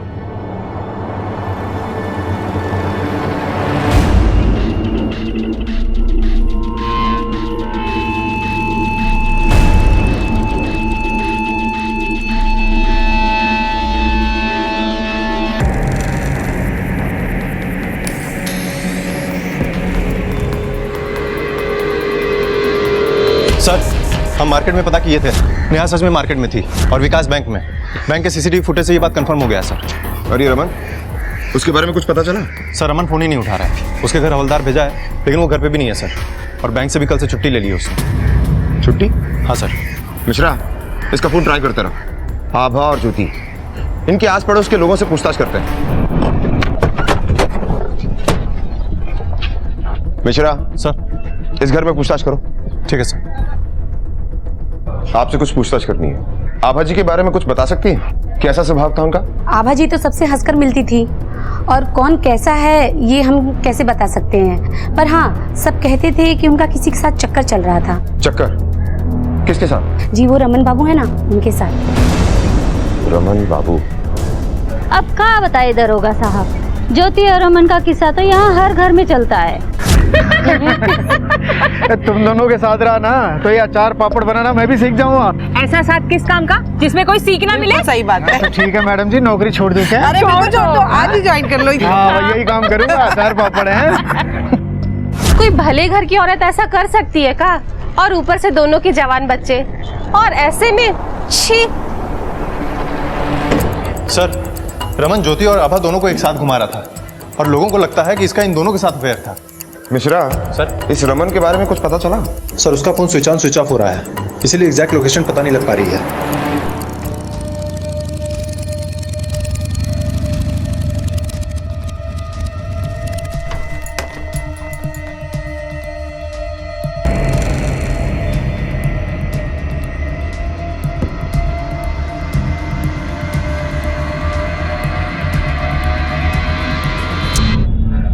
Miss call.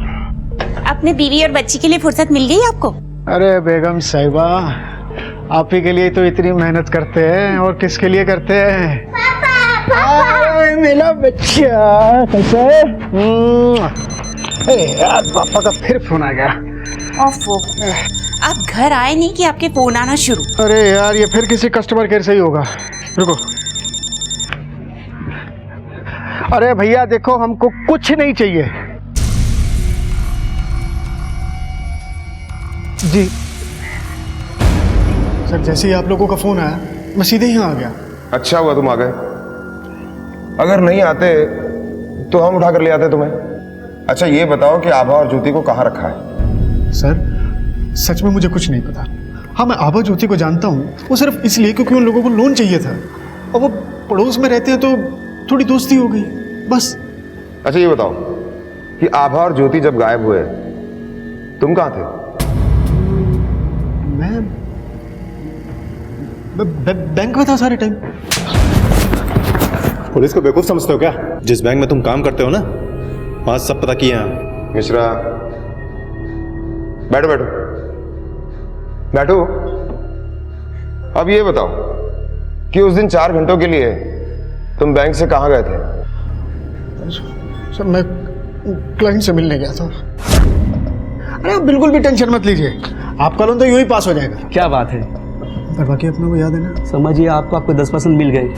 मैं दोपहर तक उसके साथ था सर, उसके बाद फिर मैं बैंक वापस आ गया। तो फिर झूठ क्यों बोला?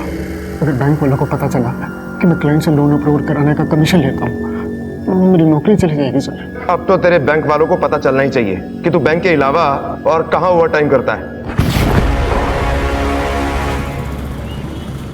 सर ये कुछ बॉडी पार्ट्स मिले, इस बार इन बॉडी पार्ट्स के साथ एक कपड़ा भी मिला है। ऐसा लगता है इस कपड़े से पहले खून साफ किया गया था। ये तो किसी पार्टी का पोस्टर लगता है, नाम लिखा है विनोद। सर हम रमन के क्लाइंट से बात भी किए और उसके ऑफिस का सीसीटीवी फुटेज भी चेक किए हैं, रमन वहीं पर था।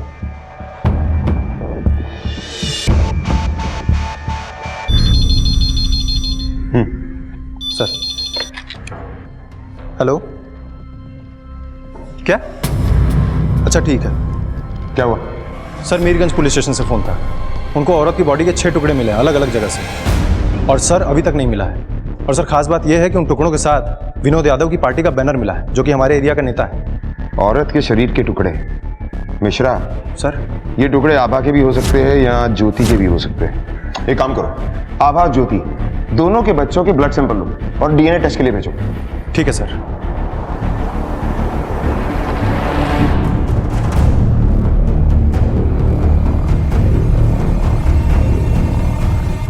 सर कनक और विकास के ब्लड सैंपल ले लिए टेस्ट के लिए। Very good.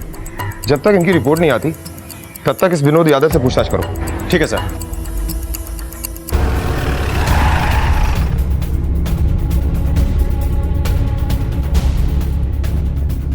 सुनो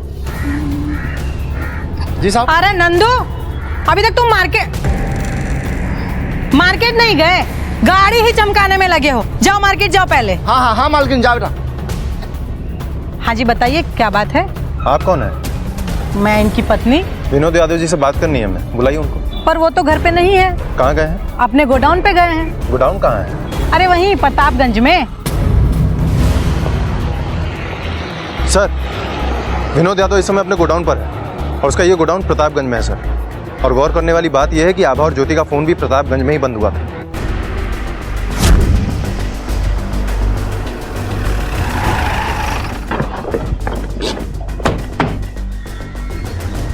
शटर खोलो। है दरोगा, ये तुम्हारा पुलिस थाना नहीं है कि मुंह उठाए चल दिए। प्राइवेट प्रॉपर्टी है हमारा। हमको लाश के टुकड़े मिले हैं और उन टुकड़ों के साथ हमें आपकी पार्टी का बैनर भी मिला है। तो इसमें क्या बड़ी बात है? आजकल हमारी पार्टी का बोलबाला है। हमें आपके गोडाउन की तलाशी लेनी है। पहले वारंट लेके आओ, फिर हम पूरा गोडाउन घुमाएंगे अपना। ठीक है, हम वो भी लेकर आएंगे।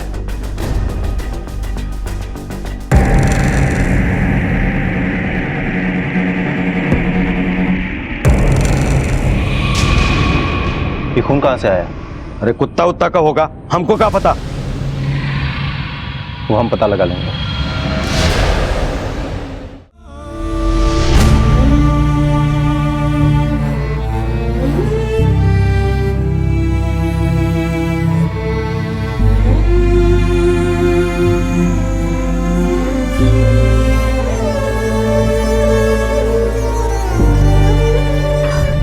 बेटा बेटा तू परेशान मत हो, तेरी माँ जल्दी मिल जाएगी।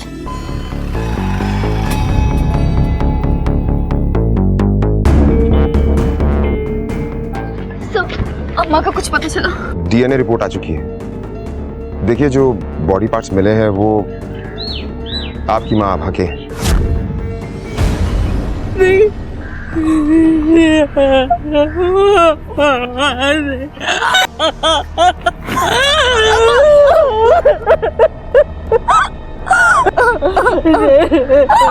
हम आपसे ये पूछने के लिए आए हैं कि आप किसी विनोद यादव नाम के आदमी को जानती हैं? जी सर, मेरी अम्मा का उसके साथ झगड़ा हुआ था। बेकार का समय नहीं है हमारे पास तुमसे बात करने का। चलो निकलो यहाँ से, चलो जाओ। बात करने आई भी नहीं है। वो जमीन हमारी है जिसमें तुम कब्जा जमाए बैठे हो। अरे इसकी जबान तो देखो, पहले तो पति को खा गई और अब वो बैंक वाले के साथ रंगरलियां मना रही है। हम काहे करेंगे किसी की जमीन पे कब्जा? वो जमीन हमारी है। इतना घमंड अच्छा नहीं है अपनी ताकत पर। हाँ है हमको ताकत पे घमंड इतना। क्या करेगी तू? हाँ? थूकते हैं तुम्हारी इस ताकत पे। देखना चाहते हो तो लो तू।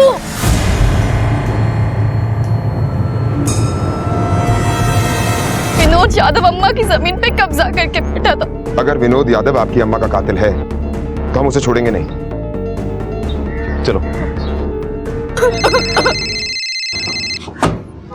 हाँ बोलो। यहाँ एक और औरत के वैसे ही कटे हुए लाश के टुकड़े मिले हैं।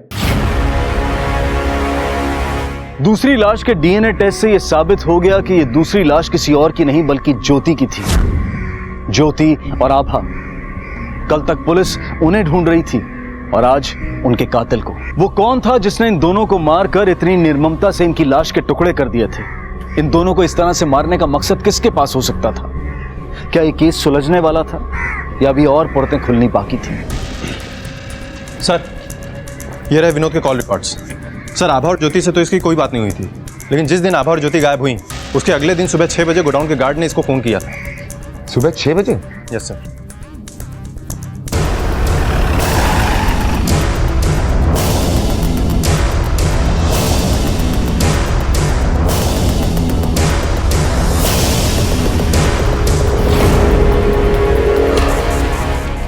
सर। सर ये तो उसी मॉडल की बाइक है जिसकी रिपोर्ट मिली थी। ऐसी ही बाइक पे कोई सवार आदमी बॉडी पार्ट्स फेंक रहा था।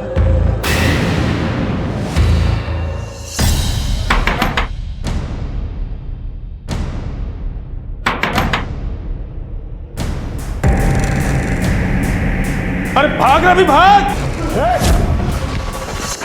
रुक।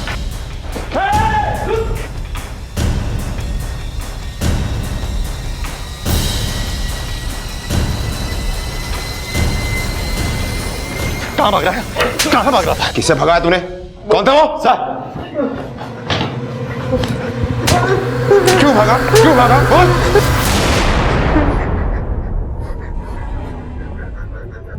ये बदबू कहां से आ रही है? पकड़ो ऐसे।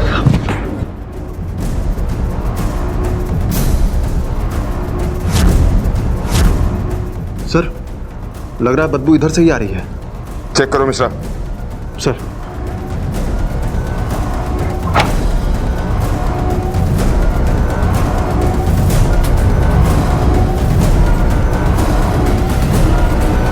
यहाँ तो शरीर के कटे हुए हिस्से हैं।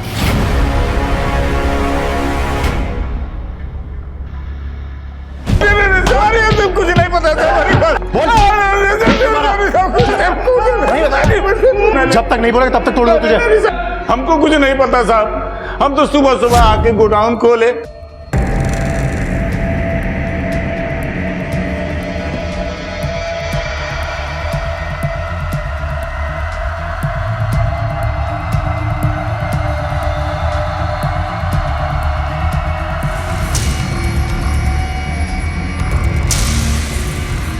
हाँ साहब।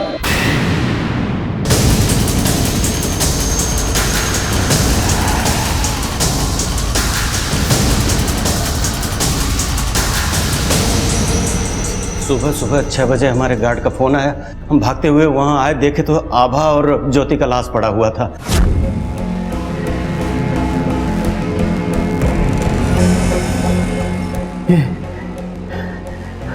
रघु, ये लाश हमारी लाश बना देगा। किसी भी कीमत पे इसे ठिकाने लगाना होगा। देखो रघु, समझो, हमारी बात समझो, नहीं तो हम सब लाश बन जाएंगे। इसे काटो, पीटो, गड्ढे में डाल दो, जो करना है करो, लेकिन इसे ठिकाने लगाओ रघु। हम घबरा गए, इसीलिए हमने लाश के टुकड़े टुकड़े करवा के अपने गार्ड के बेटे के हाथ से फेंकवा दिए। जब आप पहली बार हमारे गोडाउन पे आए तो अंदर गार्ड साफ कर रहा था, खून पड़ा हुआ था, तो हम इसीलिए हमने आपको अंदर नहीं आने दिया। सर, आभा और ज्योति की पोस्टमार्टम रिपोर्ट आ गई है। इस रिपोर्ट के मुताबिक इन दोनों को मारने से पहले नींद की गोलियां दी गई थी। आभा को गला दबाकर मारा गया है और ज्योति की मौत सिर पे चोट लगने की वजह से हुई है। दोपहर में करीब 3 बजे सर। उस वक्त गोडाउन का गार्ड अपने घर पे ही था सर। वो वैसे भी सुबह खाली एक चक्कर गोडाउन का मार के दिन भर अपने घर के बाहर बैठ के पत्ते खेलता रहता है। उसके आस पड़ोस में भी पूछताछ की हमने। और सर, विनोद यादव उस वक्त एक पार्टी में गया था, वहाँ के बाकी गेस्ट से भी पूछताछ की हमने सर। ये रही उस पार्टी की तस्वीरें, ये देखिए। मिश्रा, हो सकता है ये विनोद यादव सच बोल रहा हो। सर, दबंग आदमी है, अपने किसी आदमी के जरिए भी तो आभा और ज्योति को मरवा सकता है। ये भी हो सकता है। मिश्रा, एक काम करते हैं सर, इस केस को फिर से खंगालते हैं। ठीक है सर। गोपालगंज बड़ा चौक, यहाँ है आभा और ज्योति की फैक्ट्री, और आभा और ज्योति की लास्ट लोकेशन तकरीबन 12:30 बजे यहाँ से 1 किलोमीटर दूर प्रतापगंज में, जहाँ विनोद का गोडाउन है। 1 से 3 बजे के बीच दोनों को मार दिया गया और अगले दिन आभा के बॉडी पार्ट्स मिले।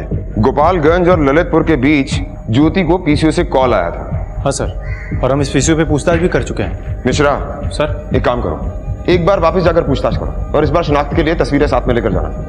ठीक है सर।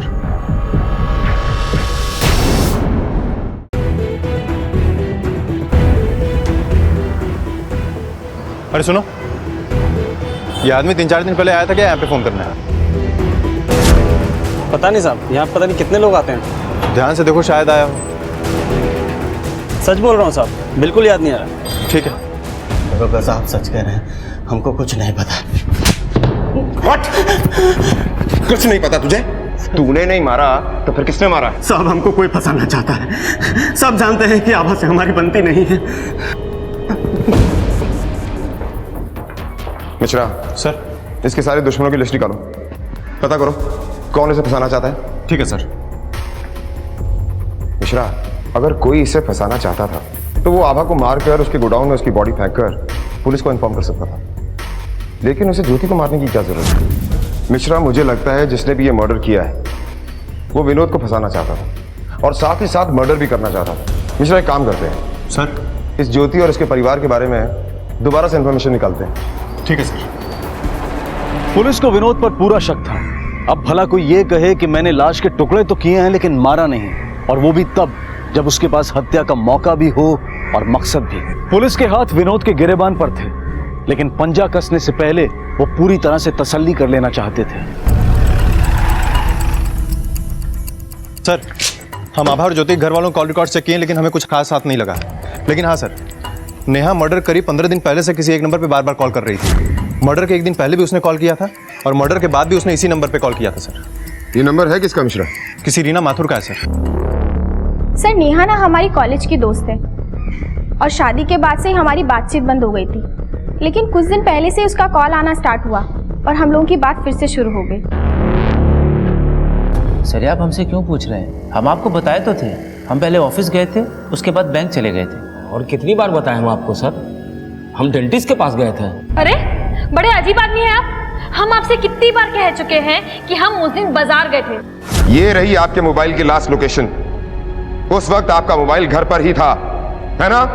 हाँ, हमारा फोन घर पे रह गया था, हम बाहर ले जाना भूल गए थे। अच्छा, अपना फोन घर से ले जाना भूल गए थे और आपकी बहू भी अपना फोन घर से ले जाना भूल गई जब वो मार्केट गई। हो सकता है, इसमें कौन सी बड़ी बात है? बड़ी बात यह है कि आपका मोबाइल आपके ऑफिस में था और आप बैंक में। हाँ सर, वो मेरा फोन बैंक में रह गया था। एक ही समय, एक ही दिन, एक पूरा परिवार ऐसी गलती कैसे कर सकता है? आपके पिता और आपकी बीवी का कहना है कि उनका मोबाइल भी घर पर रह गया था और आपका मोबाइल भी ऑफिस में रह गया था। मतलब सब लोग अपने मोबाइल से दूर थे। हाँ, तो इससे कुछ साबित नहीं होता है? एक के बाद एक जब परतें खुलेगी ना मैडम, तो सब कुछ साबित होगा। अच्छा, अब ये बताइए कि रीना आपकी दोस्त है ना? जिस दिन आपकी सास का खून हुआ उस दिन आप रीना से मिलने के लिए गई थी, क्यों? हाँ, वो हम बताते हैं। उस दिन आप उससे उसकी गाड़ी मांगने गई थी। कितने दिन हो गए ना मिले हुए? बहुत दिन हो गए। कॉलेज में मिलना होता था यार। और तू कैसी है? मैं ठीक हूँ, ले चाय पी। कितने महीने का है ये? इसे 7 महीने हो गए। अरे वाह। देखना, हम इतने दिनों से घर पे ही बैठे हुए थे, एकदम उकताज से गए थे। तो हम सोच रहे थे कि कहीं हम बाहर घूम आए, लेकिन देख हमारी गाड़ी ही खराब हो गई और अब ऐसी हालत में हमसे बस के धक्के नहीं खाए जाएंगे। तो हम सोच रहे थे कि तुम्हारी वाली गाड़ी है ना, वो हम ले लेके एक दिन के लिए। अरे हाँ, हमारी गाड़ी तुम्हारी गाड़ी, जब मर्जी वो ले जाना। याद आया? हाँ, वो हमारी गाड़ी खराब हो गई थी और हमें बाहर घूमने जाना था, बस इसीलिए उससे गाड़ी मांगी थी। लेकिन फिर माँ जी लापता हो गई। तो आपकी माँ जी लापता हो गई। इस परेशानी में भी आप रीना की गाड़ी की सर्विस करवाना नहीं भूली और जब उसे वापस करने के लिए गई आप, तो आपने कहा कि गाड़ी में बड़े मजे आए, है ना? सर नेहा ने अगले दिन ही कार वापस कर दी थी और उसके ब्रेक्स भी ठीक करवा दिए थे। एक बेटा जो अपनी माँ से इतना प्यार करता था, वो अपनी माँ के गुमशुदा होने के बाद उसे ढूंढने की बजाय अपनी बीवी की दोस्त की कार सर्विस करवाने में बिजी था। मिश्रा, ठीक करो इसे। और मार खाना है? गलती हो गई सर, मैं अपनी बीवी नेहा के बहकावे में आ गया था। हाँ, ये सब हमारी बहू नेहा का सोच था, लेकिन हम सब भी शामिल थे उसमें। हमारी सासू माँ ने हमारा जीना हराम कर रखा था। हमारे मायके वाले भी हमें ताना देते थे। हम सब ने सोचा कि हम में से कोई भी मोबाइल अपने साथ नहीं रखेगा। ज्योति आभा के साथ अपने क्लाइंट से पैसे लेने बाहर गई थी। हमने उसे पीसीओ से फोन किया। हाँ ज्योति, अरे तुम्हारे कारखाने के लिए एक नई जगह देखी है। हाँ भाई, अभी अभी चाबी मिला है, देखना पड़ेगा जल्दी। और तुम आ जाओ, हम इंतजार कर रहे हैं। हम रीमा की गाड़ी में उन्हें अपने साथ ले गए। ये कार किसकी है बहू? माँ जी, ये गाड़ी हमारी फ्रेंड की है। बस आप लोगों को यहाँ छोड़ के उसके बाद हम और विकास जी आगे निकल जाएंगे। और वहाँ से हम लोग बस पकड़ कर चलेंगे, ठीक है? बहुत गर्मी हो रही है ना माँ जी, आप ये पानी पीजिए ना, ठंडा है। हमने पानी में नींद की दवाई मिलाई थी। आभा चाची और माँ जी दोनों बेहोश हो गए। फिर हम उन सबको लेकर विनोद यादव के गोडाउन में आ गए। हमने पहले ही पता कर लिया था कि गार्ड वहां ज्यादा देर तक रहता नहीं था।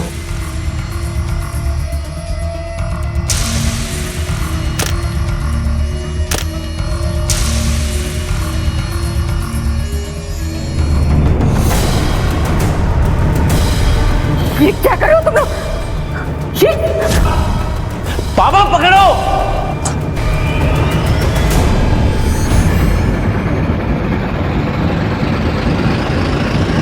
फिर हमने उन दोनों को वहां ले जाके मार दिया, उनकी बॉडी वहीं पे रह गई। आभा चाची की विनोद के साथ लड़ाई थी, हम जानते थे। हमने सोचा कि सारा इल्जाम विनोद के ऊपर आएगा। उसके बाद हम कनक के पास गए। कनक हमें अपना एक अच्छा दोस्त मानती थी। हमने कनक को कहा कि वो पुलिस के पास जाए ताकि पुलिस आभा चाची की खोज जल्द से जल्द शुरू करे और वो विनोद पकड़ा जाए। लेकिन उससे पहले ही उसने लाश के टुकड़े करके उसे फेंक दिया था। तुम खुद एक माँ बनने वाली हो, फिर भी तुमने एक माँ के साथ इतना घिनौना काम किया क्यों? क्या करते हम? क्या करते हम? और ये बात तो उनको सोचनी चाहिए थी ना। वो बैंक वाले रमन के साथ चक्कर चलाने से पहले अपने मायके वालों के ताने सुन सुन के हम परेशान हो गए थे। माँ जी तो इस बात तो कभी मानती नहीं थी और काम छोड़ने का भी नाम नहीं ले रही थी। और वो काम छोड़ती भी कैसे? इसी बहाने तो वो बाहर रंगरेलियां मनाती थी। ये चीज मुझे हमेशा गुस्सा दिलाता रहता था। अच्छा हुआ मर गई वो। आभा और ज्योति का किसी के साथ कोई चक्कर नहीं चल रहा था। वो दोनों सिर्फ अपना काम करती थी, अपनी बीवी पर यकीन नहीं किया। अब तेरी पूरी जिंदगी जेल के अंदर गुजरेगी। कहते हैं कि शक से बड़ी कोई बीमारी नहीं होती। ये बिल्कुल सही है। शक करने वाला इंसान ना तो खुद कभी खुश रहता है और ना ही उसे खुश रहने देता है जिस पर उसे शक होता है। ऐसा ही कुछ ज्योति के साथ भी हुआ। उसके घर वालों के शक की वजह से उसकी जान चली गई।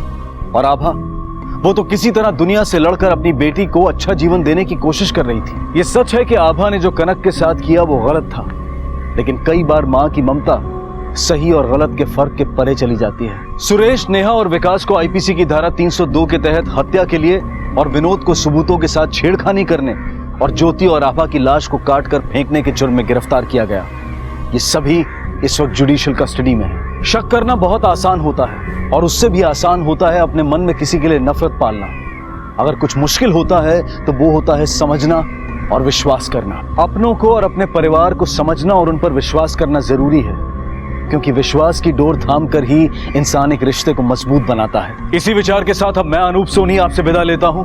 फिर मुलाकात होगी अगले एपिसोड में एक और चौंका देने वाले केस के साथ।